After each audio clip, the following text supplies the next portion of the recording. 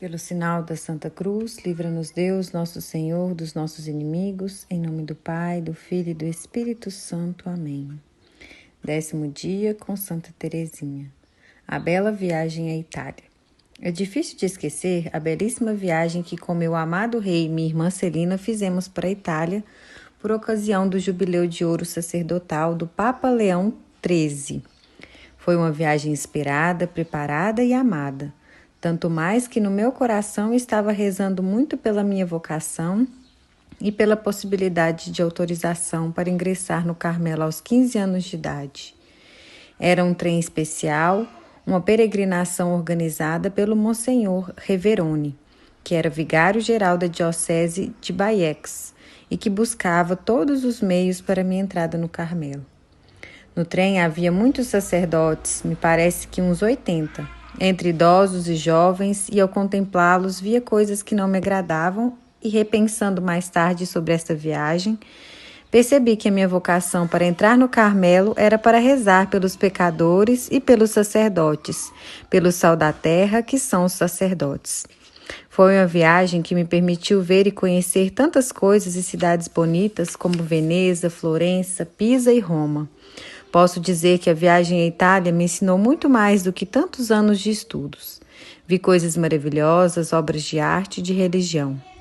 Principalmente me agradou ter pisado a mesma terra que os apóstolos e a terra embebida do sangue dos mártires, que a minha alma se dilatou ao contato com as coisas sagradas.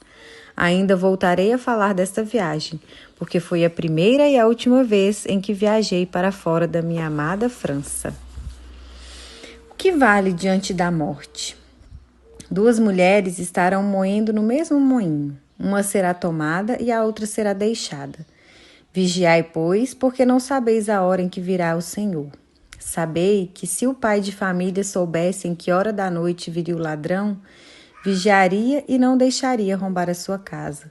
Por isso, estai também vos preparados, porque o Filho do Homem virá numa hora em que menos pensardes. Um dia, uma irmã perguntou para Santa Teresinha: "Você sabe morrer?"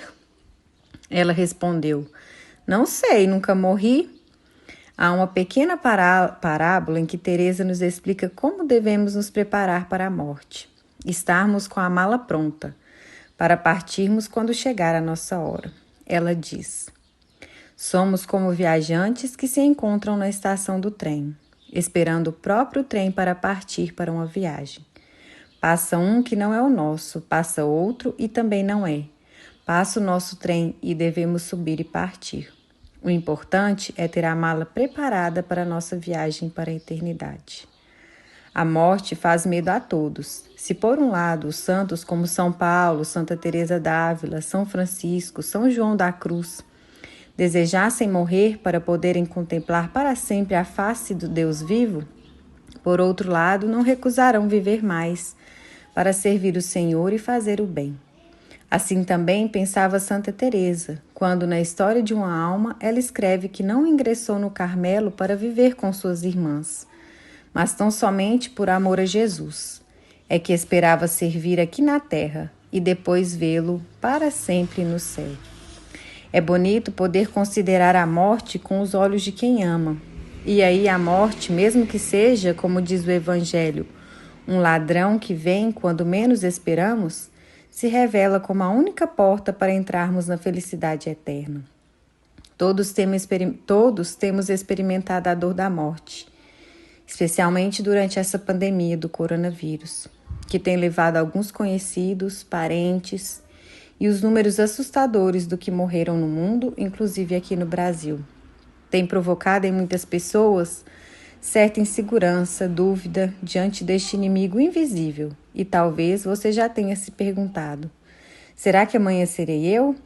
Teresa, lendo o Evangelho segundo São Mateus, vê que vivemos na incerteza e escuridão da hora em que a morte chegará como um ladrão. E as palavras de Jesus ressoarão no coração de todos, pois devemos estar vigilantes, porque não sabemos nem o dia, a hora e nem a maneira como morreremos. É por isso que Teresa, como esposa de Jesus, desejava estar unida sempre a ele, seu divino esposo.